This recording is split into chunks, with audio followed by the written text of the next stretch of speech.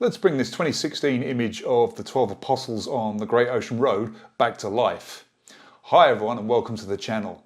Now to get here I drove out of Melbourne about 3¼ hours via the inland route, or roughly 4 to 4½ hours if you choose the scenic coastal route along the beautiful Great Ocean Road. Now since I was aiming for sunrise at Gibson Steps and not sightseeing, the inland route gave me that much needed extra hour or so of sleep. Now getting up at 2:30 a.m. I managed to get there in time for the perfect dawn light. Now standing on the beach there looking up at those towering limestone stacks feels nothing short of awesome.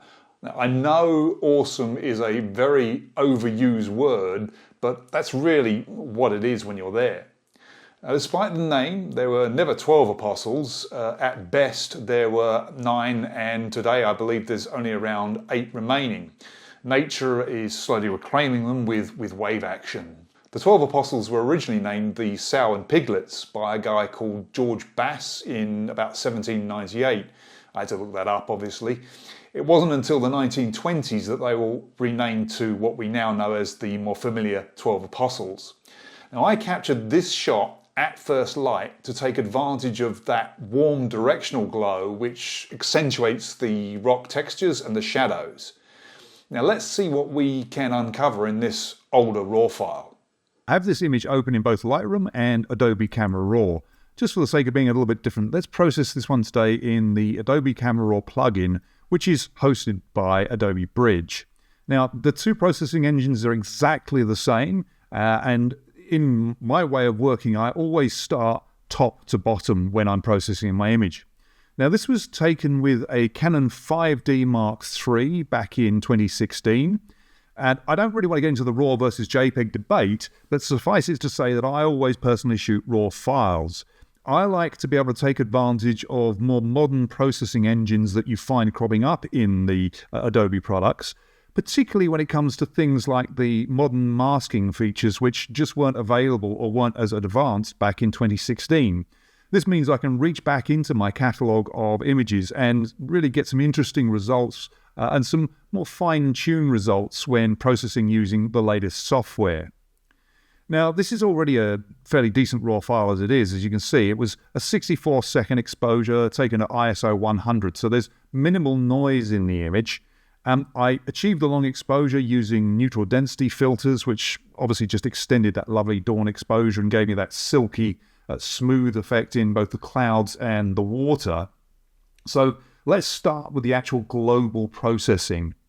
Now the first thing you'll notice is that when I say work top to bottom, I actually do bypass the color tab when working on landscape shots. And the reason being is that any of the adjustments I'm going to make in the light tab are going to affect my color temperature or my color saturation. So that's something I will adjust at the very end.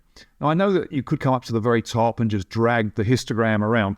I don't like doing that. I prefer to work with the sliders. I just find it's a more precise way of working for me. The first thing I want to do with the global adjustments here is just drop back the exposure, and you'll notice that it immediately starts to bring some extra color into the sky. I'm going to increase the contrast a little bit, just by 5 points, let's say, and drop back my highlights. Let's take that back a little bit more.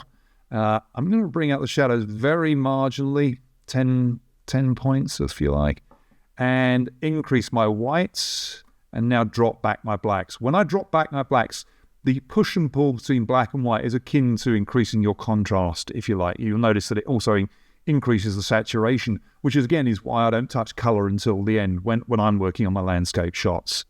Now, I'll take that down to about there so far. That's for global adjustments. Now the next thing I like to do is just increase my clarity. Clarity is mid-tone contrast, so it's not the blackest blacks and the whitest whites, but the tones that reside in the middle of the range. And I just increase that. It gives me a little bit more of a sort of a lovely crunch or definition to my image. I take that to about 15 points for this image. Coming down, I'm going to bypass curve, color mixer, and color grading. I will use curve occasionally, but in this particular image, I don't really want to. I'm just happy to leave it as is with the global adjustments.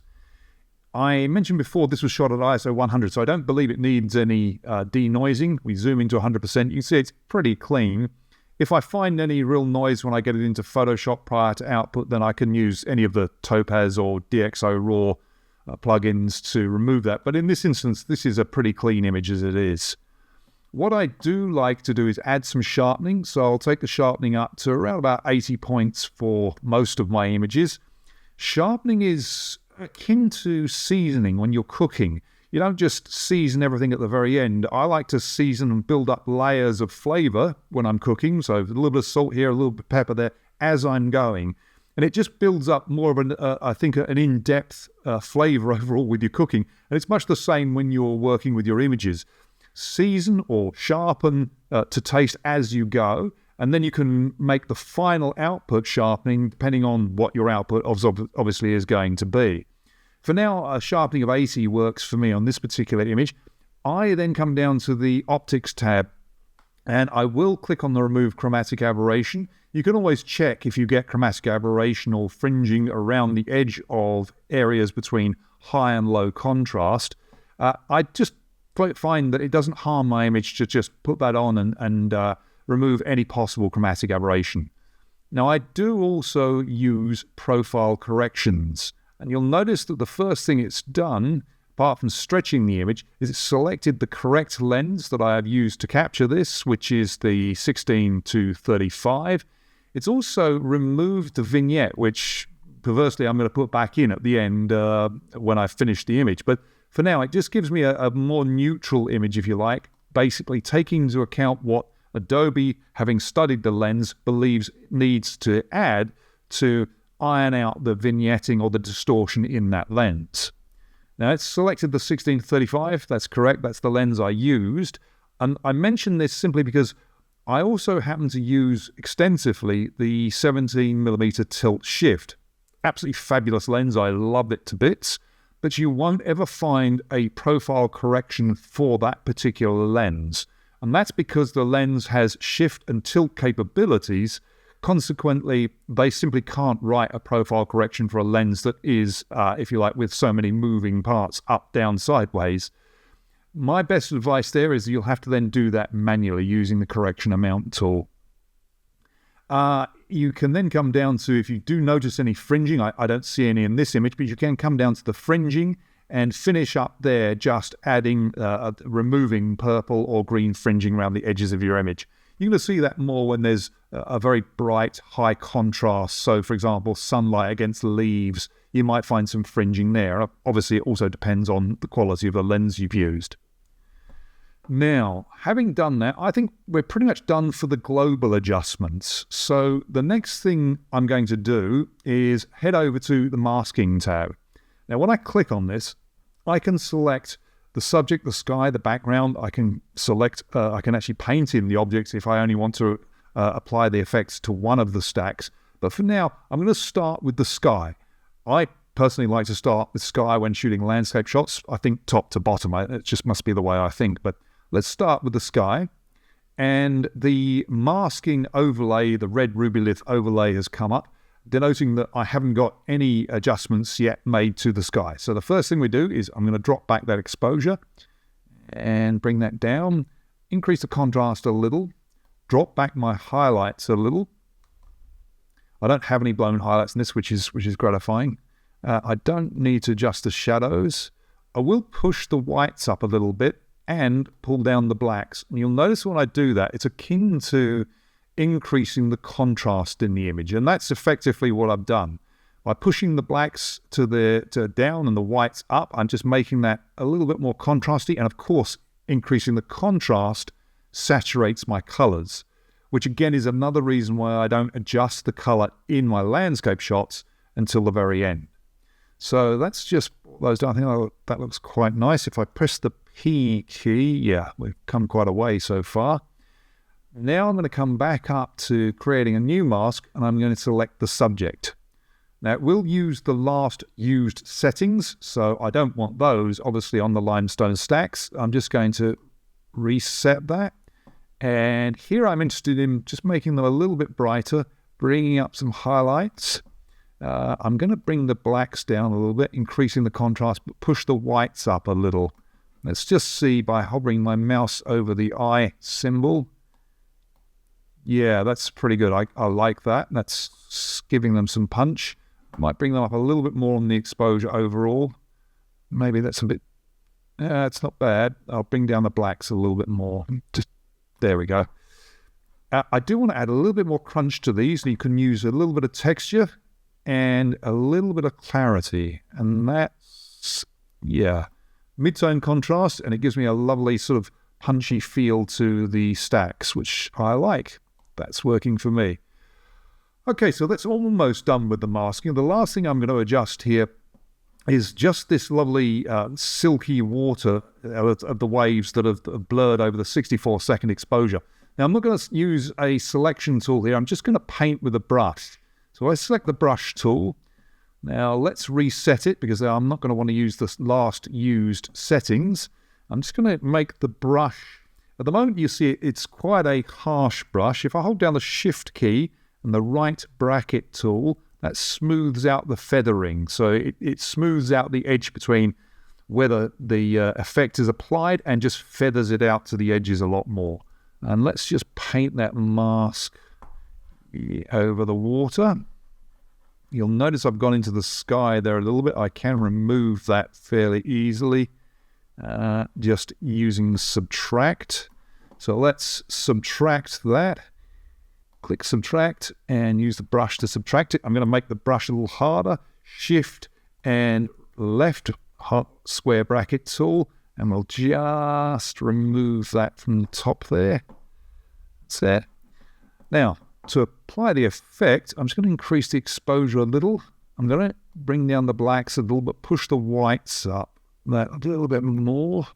Yeah, let's have a look, see what that's giving me. Okay, so that gives me a nice bright effect. You might think it's too much. I quite like the effect. I will add a tiny bit of blue to it. That just gives me the finished effect. So there you have it. That's the finished effect in the masking. Let's go back to the overall.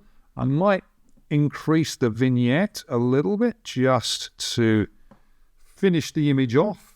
You could, of course, if you wish to crop it, I could crop in if I wanted to, but just for now, that's a pretty good finishing point for my image, I feel. In this instance, I didn't feel the need to alter the colour temperature from what the camera originally captured. And that's the finished image, the before and the after.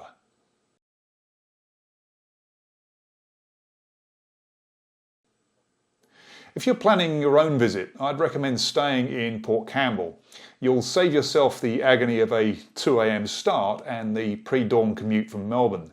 Now, for a touch of luxury, or if you're travelling with your partner, you could consider the Southern Ocean villas, which are lovely, but expensive. For something more affordable, Port Motel, which is where I've stayed on another trip, is a great alternative, and it's right in town, which makes it just a 5-minute drive to the Apostles.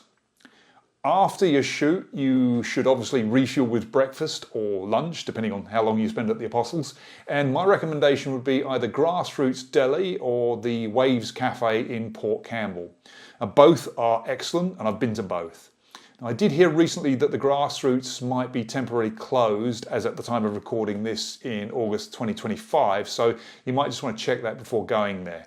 Although Waves is literally just across the road, so you've always got some options.